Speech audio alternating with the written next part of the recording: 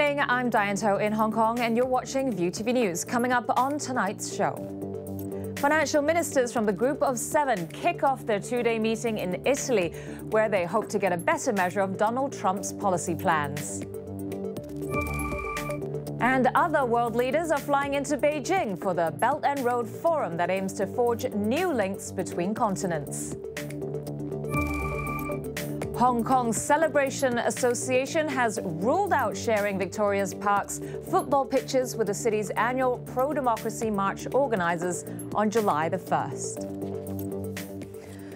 Hello there. Hong Kong Celebration Association has ruled out sharing Victoria Park's football pitches with organisers of the city's annual pro-democracy march on July 1st. The government had given priority use of Victoria Park to the pro-Beijing group on the day, despite the pitch's history commencing this day, tracing back to 2004. The association chairman Cheng Yutong said it doesn't want to share the venue with march organisers, as he expects 200,000 people to take part in the marking of Hong Kong's 20th anniversary handover. There could be fights. There could be conflicts between people who share different views. Who can bear the responsibility for that? So I think it's really hard to share the venue with people with differing views. We haven't got the approval for more than 10 years. Can they just be fair and give us one chance over all these years? On the last day of Philippine President Rodrigo Duterte's visit in Hong Kong, he met with Filipinos in the city at the Regal Airport Hotel. Security was on high alert. Police set up security zones and adopted high-level anti-terror measures, with officers patrolling near the site.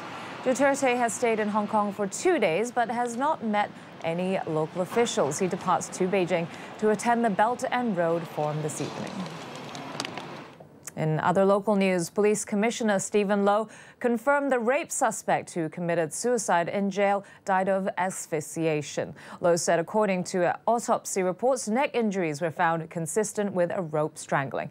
He confirmed the 48-year-old had snatched a computer cable to hang himself. The deceased committed suicide after being arrested for allegedly raping and robbing a young woman in Kowloon Bay.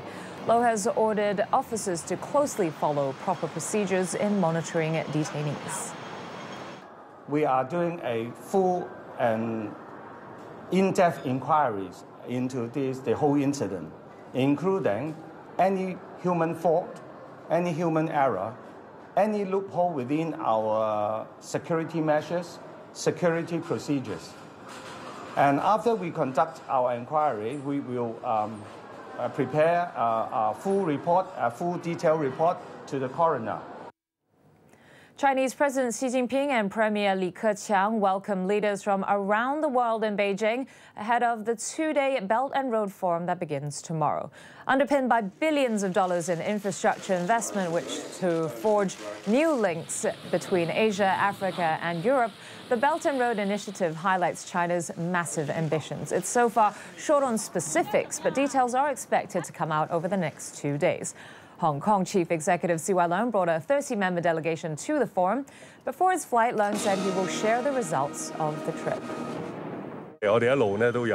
We have kept close communication all along between me and my office and the CE-elect and her staff. We talk almost every day. We also sit together for a meeting every few days. So be it the work on the Belt and Road Initiative or what we gain from the forum, we are definitely communicating with the CE-elect. Finance chiefs from the Group of Seven begin a two-day meeting in Italy. Europe, Japan and Canada hope to come away with a clearer picture of US President Donald Trump's direction on important policies that he has yet to spell out. Sierra Lee reports. Finance ministers and key central bankers gathering in Italy. The G7's official agenda may be a focus on inequality, tax rules and cyber security, but they're really hoping to come away with a clearer picture of Donald Trump's policy plans. US Treasury Secretary Steven Mnuchin might be able to shed some light. He'll be briefing his counterparts on the administration's plans to revamp the US tax system. Trump's threat to the group's consensus, though, is more pressing. He's still to decide whether to quit the global Paris Agreement on climate change, a campaign promise, and protectionism fears around trade are lingering. No one really, I think, including the United States, wants the trade issue to become so overheated that it becomes destructive. But of course, it's going to be a compromise. We're not expecting to see any sort of like creeping back towards the sort of derogation of protectionism. We think that's still going to remain. Arriving at the meeting, Mnuchin said he was excited about the Trump administration's trade policies after the US and China announced a series of trade measures, including a beef export deal. I think you probably saw last night we made an announcement of a 100-day economic plan with the Chinese, so I think we're very happy with how we're proceeding on trade. Thank you. But Trump won't dominate the entire meeting. Greek debt is also on the agenda ahead of a Eurozone finance ministers meeting this month. The IMF is pushing for rapid debt relief measures, but Eurozone governments say that's still premature. Italy, the host, will also be under scrutiny during bilateral talks. The finance ministers seeking to reassure Mnuchin about the state of the country's banks. They're saddled with around 350 billion euros of bad debt, a third of the Eurozone's total. The United States and China have agreed to increase access for U.S. financial firms in China and expand trade in beef and chicken. Fred Katayama reports.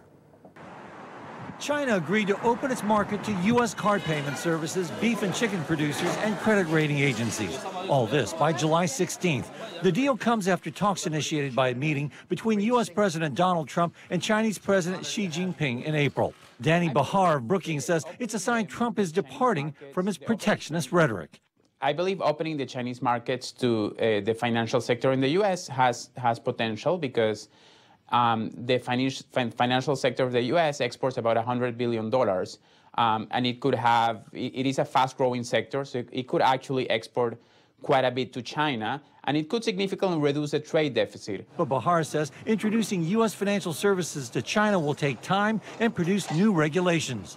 The United States ran a $347 billion trade deficit with China last year. And coming up next, the latest from the world of business.